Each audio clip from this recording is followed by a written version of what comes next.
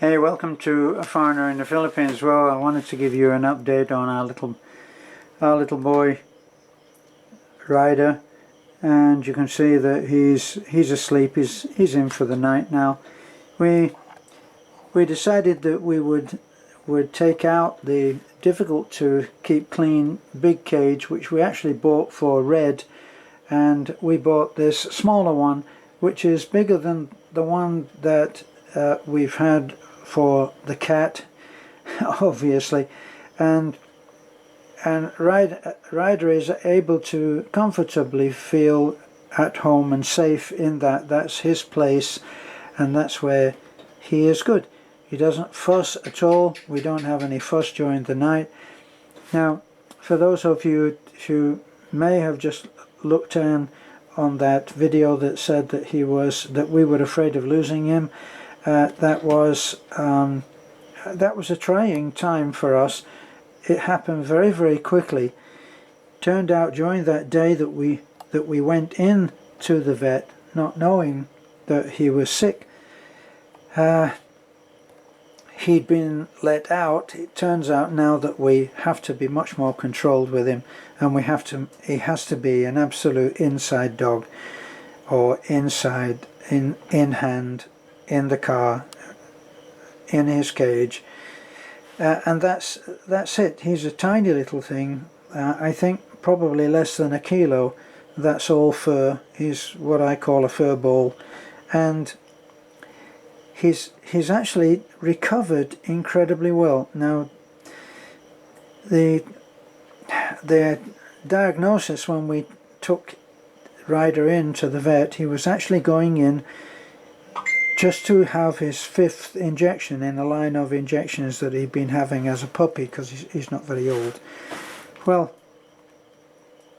the vet noticed that he had some blood coming from the back end, so to speak, and then he vomited. So as a precaution we left him there, and then we had some stuff to do during the day, and then when we went back we got the bad news that he had been vomiting and had been pooping and having some blood there. So for as little as I know about dysentery, I know that vomiting out the top end and bleeding and running out the bottom end is a sign of something very serious. So they took a sample of his feces, and they put it under the microscope, and they found that he had an infestation of some kind of thing. They saw these little wriggling parasites, and they'd had some experience with a particular kind of of disease where there was vomiting and blood out in the poop, and they assumed that this was the same thing. And at that time they said that only one of the puppies that they had treated for this had survived. So we came away thinking that we might not see Ryder alive again, and you may have seen the video where I was trying to, for however it may seem, to prepare Beth for the worst, so that she was prepared, so that she didn't go into the vet the next day and lose it.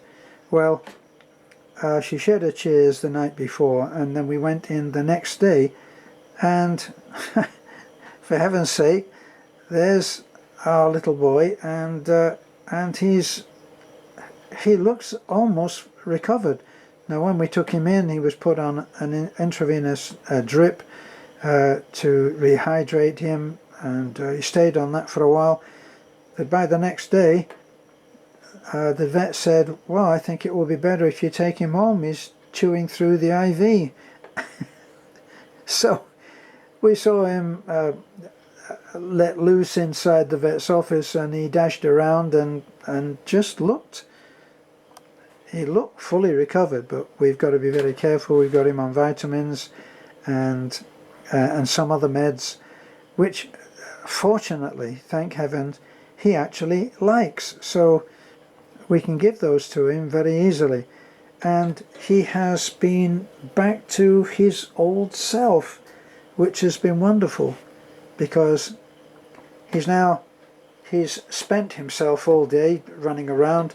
We took him out with us today in the truck, and when in doubt and we have to get out, then we have him into his little case, and we can leave him in the truck then, and he won't destroy something, which Pomeranians apparently are well known for chewing on stuff.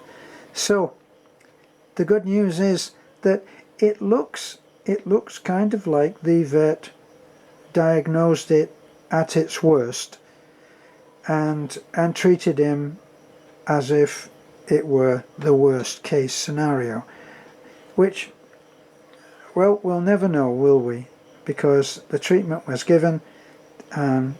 He was injected, I think, on a couple of times for this infestation. He now seems to be doing perfect. We haven't seen any blood. He hasn't been vomiting. And actually, when he was in the car and we thought that he was looking a little bit down, turned out that he was just hungry. And so we had bought some of the food that he really liked, and we gave him some food, a little water in the truck, and he picked right up and showed himself to be alert. So we're very, very happy, and obviously Beth is so relieved. It was very upsetting to see how badly she was taking it, and I was hoping against hope that Ryder was going to be okay, and here he is, back to his usual rambunctious self. You'd be surprised at how energetic these little guys are, and playful. So, thanks for looking in. Our Ryder is doing great, and we thank you for all of your good thoughts and prayers, especially you guys who have a little dog such as this, who have been in touch with us. Thank you, and bye for now.